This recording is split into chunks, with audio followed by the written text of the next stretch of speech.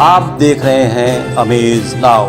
गंगा, यमुना, राप्ती और गोमती के तटवर्ती इलाकों से खबरें आप तक।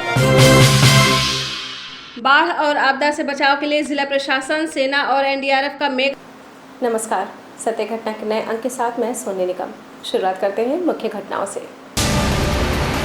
बाढ़ और आपदा से बचाव के लिए जिला प्रशासन, सेना और एनडीआरएफ का मेगा संयुक्त मॉक ड्रिल। रामगढ़ झील स्थित नौकायन पार्किंग स्थल बनकर तैयार, 1 सप्ताह में होगा शुरू। मंडलायुक्त ने सुगम आवागमन के दृष्टिगत अधिकारियों संघ की बैठक। और सिद्धार्थनगर जनपद में बाढ़ से बचाव हेतु mock drill. Vani mobile, Baldev plaza, Golghar, Gorakhpur. IPhone, OnePlus, Samsung, Vivo, Oppo, Realme, MI, Lava, Tecno Moto ये सभी प्रोडक्ट उपलब्ध हैं। हमारे यहाँ सभी प्रकार की उत्कृष्ट, आधुनिक और लेटेस्ट मोबाइल उपलब्ध। बलदेव प्लाजा, गोलघर, राजेंद्र नगर, गोरखनाथ और हाटा, कुशीनगर जनपद में भी वाणी मोबाइल की सभी सेवाएं उपलब्ध।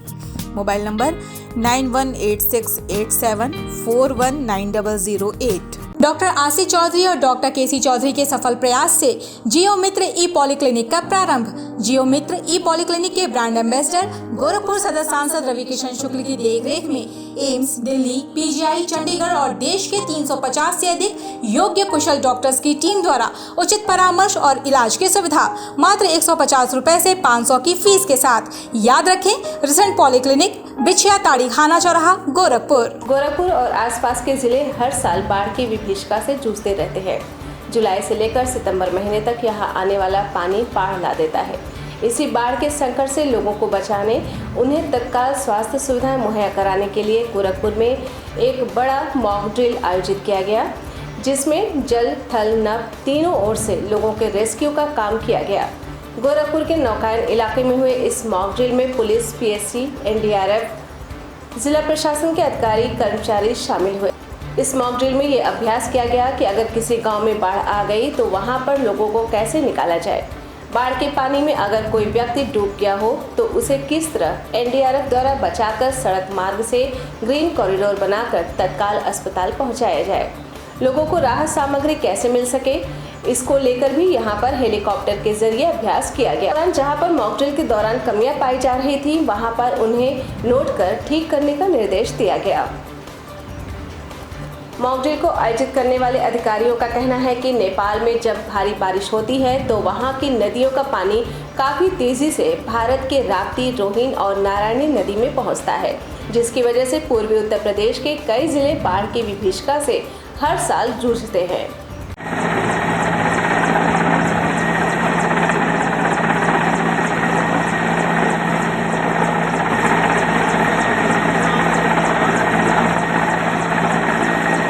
कोऑर्डिनेशन किस तरह से है, हमारी तैयारियां क्या हैं और अगर कोई ऐसी सिचुएशन बनती है तो किस तरह से हम रिस्पॉन्स करेंगे, उसके ऊपर लोगों को इवैक्यूएट किया है। उसके बीच में एक और सूचना मिली कि एक बोट पलट गई है, उसमें से लोगों को रेस्क्यू करके किस तरह से लाए हैं और कैसे उसका प्री हॉस्पिटल ट्रीटमेंट करते हैं और उसके बाद उसको फर्दर उनको भेजा। और एयरफोर्स के साथ किस तरह से कोऑर्डिनेशन होता है, उसका भी एक प्रदर्शन इसके साथ है। कुछ फिक्स SOPs होते हैं कि अगर इसी टाइप का कोई सिचुएशन आता है तो पूरी टीम कहाँ इकट्ठा होगी, कौन सबसे नियरेस्ट रिसोर्स पॉइंट होगा, कहाँ से हम लोग गाड़ी मोबिलाइज करेंगे और सब कहाँ एक जगह इकट्ठा होगी। इनफैक्ट बहुत सम टाइम ऐसा सिचुएशन होती है लोग नो मोबाइल नेटवर्क एरिया पे हैं, तो अगर SOPs मालूम होगा तो लोग वहाँ पहुँच के उसके बाद जाके जो कार्रवाई है वहाँ, चूँकि टीम वर्क रहेगा, कोऑर्डिनेशन रहेगा, तो वहाँ से कार्रवाई करना बहुत स्मूथ हो जाएगा। तो आज हम लोगों ने इसी एक्टिविटी को ध्यान में रखते हुए आज एक मॉक ड्रिल किया था। क्षेत्र के पूर्व माध्यमिक विद्यालय जुड़ियान पब्लिक स्कूल में मुख्य विकास अधिकारी संजय कुमार मीणा द्वारा पौधरोपण कार्यक्रम का आयोजन किया गया। छात्रों द्वारा प्रथम, द्वितीय, तृतीय स्थान प्राप्त करने वाले को प्रमाण पत्र देकर सम्मानित किया गया। पूर्व माध्यमिक विद्यालय पिपरौली के निरीक्षण के दौरान बच्चों की उपस्थिति, यूनिफॉर्म, पुस्तक, खेल सामग्री आदि के बारे में जानकारी प्राप्त की गई। मुख्य विकास अधिकारी संजय कुमार मीणा ने कहा कि पर्यावरण संरक्षण के लिए पौधरोपण जरूरी है। पेड़ों की अंधाधुंध कटान के कारण पर्यावरण संतुलन बिगड़ रहा है। अधिक से अधिक पौधरोपण किए जाए और उनकी सुरक्षा की जाए।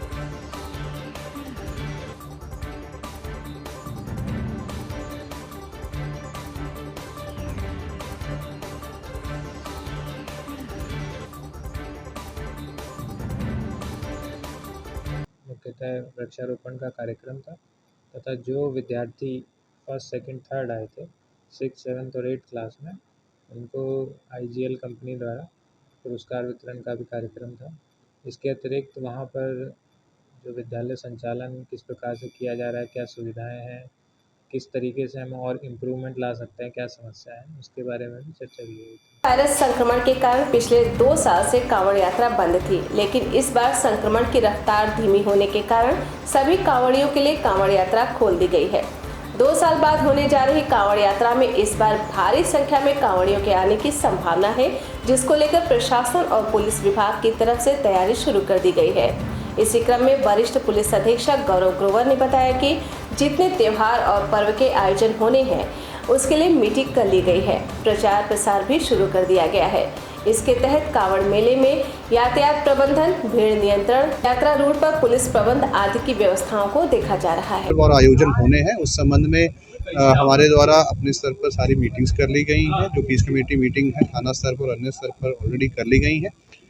एक सद्भाव का और सौहार्द का माहौल पूरे जनपद में बना रहे, इसके लिए सभी प्रयास किए जा रहे हैं। सभी जो हमारे धर्मगुरु हैं, जो भी इस चीज़ों के साथ उनका संपर्क रहता है, उनसे लगातार वार्ता हो रही है। मुझे पूरी आशा है कि यहाँ जनता के सहयोग से आने वाले दिनों में जो भी जो पर्व और त्यौहार है बड़े हर्षोल्लास से और एक सद्भाव के माहौल में मनाए जाएंगे। गोरखपुर जिले में गांवों के सुनियोजित विकास के लिए जिले में क्लस्टर व्यवस्था को लागू किया गया है। कुछ ग्राम पंचायतों को मिलाकर क्लस्टर बनाया गया है। जिले में कुल 273 क्लस्टर बनाए गए हैं और इनसे ही 1294 ग्राम पंचायतों का संचालन होगा। ग्राम पंचायत सचिव क्लस्टर मुख्यालय पर ही बैठकें करेंगे और संबंधित गांवों के लोग यहां आकर अपनी समस्याओं का निराकरण करा सकेंगे। मुख्य विकास अधिकारी संजय कुमार मीणा ने बताया कि शासन के निर्देश पर जिले पर क्लस्टर व्यवस्था लागू की गई है। सचिवों की तैनाती कर दी गई है। क्लस्टर मुख्यालय में बैठकर सचिव काम को निपटाएंगे, जिसमें हर क्लस्टर में शासन द्वारा निर्धारित ग्राम पंचायतें हैं। उस क्लस्टर में हम लोगों को जो ग्राम पंचायत अधिकारी, ग्राम विकास अधिकारी हैं, जिनको हम सचिव बोलते हैं, सेक्रेटरी बोलते हैं, उनकी नियुक्ति करनी है। जिससे कि पहले शिकायत आती थी कि किसी सचिव को बहुत दूर दूर के गांव दे दिए जाते थे, बीच में किसी और सचिव का गांव है, फिर दूसरे सचिव का गांव आ जाता था। तो क्लस्टर बना के निर्धारित कर दिया गया है कि एक सचिव को जो आसपास की जितनी ग्राम पंचायतें हैं वही दें, ताकि उसको किसी भी प्रकार की समस्या ना हो। झील किनारे स्थित नौकायन पर जल्द ही कार पार्किंग की सुविधा मिल सकेगी। पर्यटकों की गाड़ियां यहां खड़ी हो सकेंगी। दिग्विजयनाथ पार्क के पास करीब 2 करोड़ की लागत से बनाई गई नई पार्किंग में आसानी से 175 गाड़ियां खड़ी हो सकेंगी। करीब 1 सप्ताह में इसका संचालन शुरू हो जाएगा। इसी क्रम में GDA उपाध्यक्ष प्रेम रंजन सिंह का कहना है कि महंत दिग्विजयनाथ पार्क के पास पार्किंग का निर्माण पूरा हो गया है। जल्द ही इसके संचालन के लिए टेंडर निकाला जाएगा। क्षेत्र है उसमें प्रतिदिन 4 से 5 हज़ार लोग आना शुरू हो गए हैं और संडे वगैरह को 20 से 25 हज़ार लोग भी आ रहे हैं। तो ये जो भारी संख्या में पर्यटकों का आगमन पिछले 6 महीने से देखने को मिल रहा है, उसी को देखते हुए माननीय मुख्यमंत्री जी ने निर्देशित किया था कि हम लोग वहाँ पे एक अच्छी पार्किंग बना दें गाड़ियों के लिए। तो 4 व्हीलर और 2 व्हीलर के लिए हम लोगों ने पार्किंग बनाई है। उसमें 175 गाड़ियाँ पार्क हो सकती हैं और वो बन के पूरी तरह से तैयार हो गया है। वो बिल्कुल ही परफेक्ट लोकेशन पे है, जहाँ आखिरी पॉइंट है जहाँ तक गाड़ियाँ आ पाती हैं, वहीं पे कॉर्नर में उस पार्किंग को बनाया गया है दिग्विजयनाथ पार्क के बगल में। और वो जल्दी ही अगले मुझे लगता है कि 15 से 20 दिन के अंदर शुरू हो जाएगा। तो उससे जो ट्रैफिक जाम की समस्या है उससे निजात मिलेगी। आम जनता के सुगम आवागमन के दृष्टिगत समस्या को लेकर कमिश्नर सभागार में गुरुवार को सिटी ट्रांसपोर्ट सर्विसेज के संबंध में मंडलायुक्त रवि कुमार NG ने बैठक की। इस दौरान एजेंडावार समीक्षा करते हुए बताया कि महानगरों में शहरी परिवहन की समस्या के परिप्रेक्ष्य में वातानुकूलित इलेक्ट्रिक बसों का संचालन किया गया है। पार्किंग विकसित किए जाने के संबंध में निर्देशित किया गया है कि नगर निगम चयनित स्थलों पर प्रमुखता के आधार पर कार्रवाई सुनिश्चित करे। इसके साथ ही उन्होंने शहर के अंदर सड़कों को मॉडल सड़क के रूप में विकसित किए जाने हेतु कार्य योजना अनुसार कार्रवाई सुनिश्चित करने के भी निर्देश दिए। नगर निगम या पुलिस विभाग वालों को अपील करना चाहे सर, इसमें क्या जीव हो? अब जीव तो हम लोग को रोडवेज जो है तो सिद्धार्थनगर जिले के लोगों को प्रतिवर्ष बाढ़ का सामना करना पड़ता है। इस दौरान लोगों को बड़ी समस्याओं का सामना करना पड़ता है। इस वर्ष आपदा से पूर्व NDRF की टीम ने आज बांसी स्थित राप्ती नदी के तट पर ड्रिल करके लोगों को बचाव के गुर सिखाए। इस दौरान जिलाधिकारी संजीव रंजन सहित भारी संख्या में लोग उपस्थित रहे। मॉक ड्रिल के दौरान गांव में बाढ़ आने पर लोगों को एनडीआरएफ की टीम ने निकालने और बोट में घबराहट के चलते नदी में कूदने पर बचाने का प्रदर्शन किया। गांव में उपलब्ध छोटी छोटी चीज़ों का प्रयोग करके अपनी समस्याओं से निजात पाने का तरीका भी बताया। इस अवसर पर जिलाधिकारी संजीव रंजन ने बताया कि ये जिला बाढ़ से प्रभावित रहता है, इसलिए आपदा के समय बचाव के तरीकों की जानकारी को लेकर मॉक ड्रिल एक्सरसाइज एनडीआरएफ द्वारा की गई है। इस तरह की एक्सरसाइज अन्य बाढ़ से प्रभावित होने वाले क्षेत्रों में भी की जाएगी। इधर से ले लें, इधर सर को देखिएगा पीछे, ये लीजिए ना, ये आपका बढ़िया पोजीशन यहाँ से भी हो जाएगा, इसलिए कह रहे हैं। अरे मैडम, और गांव लेवल पे भी हम लोग जिला में रहते हैं तो आप लोगों को मालूम है कि जो हमारा जनपद है वो बाढ़ के लिए बहुत ही संवेदनशील क्षेत्र है। यहाँ बहुत सारी नदियाँ हैं जो कि मानसून में बहुत ही भयावह हो जाती है। ऐसे समय में हम लोग को ज़रूरी है कि यहाँ की जो जनता है वो तैयार रहे और प्रशासन इस बात के लिए तैयार रहे कि कैसे लोगों को उस समय मदद कर सके। इसी क्रम में एनडीआरएफ की टीम ने आज आकर डेमोन्स्ट्रेशन दिया कि कैसे जब कोई रेस्क्यू ऑपरेशन होता है तो किस तरह से रेस्क्यू ऑपरेशन में कार्य करना है, और साथ में यह भी जो लोगों को यह भी बताया कि आप किन किन संसाधनों के माध्यम से खुद भी आप स्वावलंबी बन सकते हैं, बाढ़ के समय में आपको दिक्कत नहीं होगी। इस समय इन्होंने बहुत सारे तमाम ऐसे उपकरण दिखाया जो कि घरों में तैयार किए जा सकते हैं और बाढ़ की जो विभीषिका है उससे बचा जा सकता है। सर, क्या ये इस तरह के कार्यक्रम कहीं ऐसी जगह पे आयोजित किए जाएंगे जहाँ महरूम होते हैं जो गाँव या फिर ऐसी? ये यहाँ पर हमारे सारे आपदा मित्र आए हुए थे, तो जो हमारे बाढ़ के जितने संवेदनशील इलाके हैं जो हम लोगों ने चिन्हित किया है उन सभी क्षेत्रों में हमारे ग्राम पंचायत स्तर पर ये जाकर इन चीज़ों को बताएंगे और इसको प्रॉपर हम लोग कराएंगे। सत्य घटना के आज के अंक में बस इतना ही। तेज, सटीक और ताज़ी घटनाओं को जानने के लिए जुड़े रहें अमेज नाउ के फेसबुक पेज, यूट्यूब चैनल और वेब पोर्टल से। नमस्कार। Chhapariya diabetes and thyroid centre, Chhapariya hospital, Betiahata, Gorakhpur.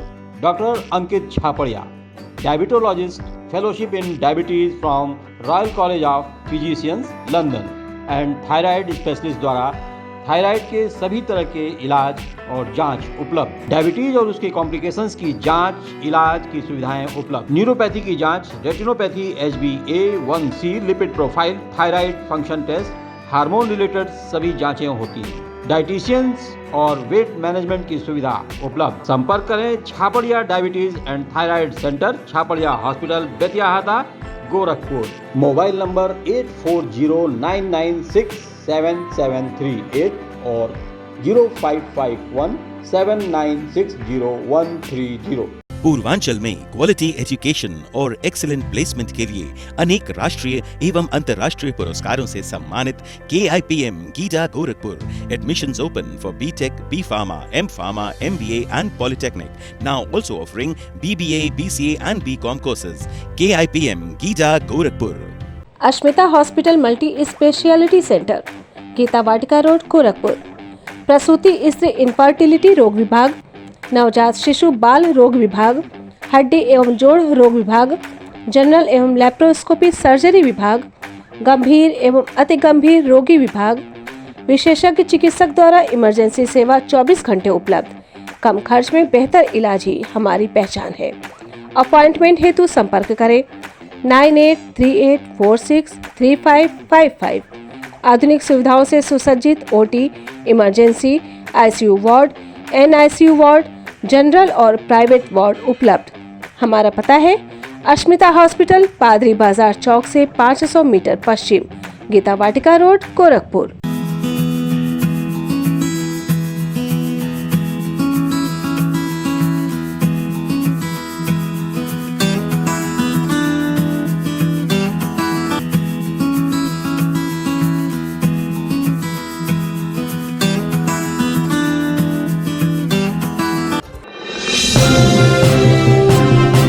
आप देख रहे हैं अमेज नाउ।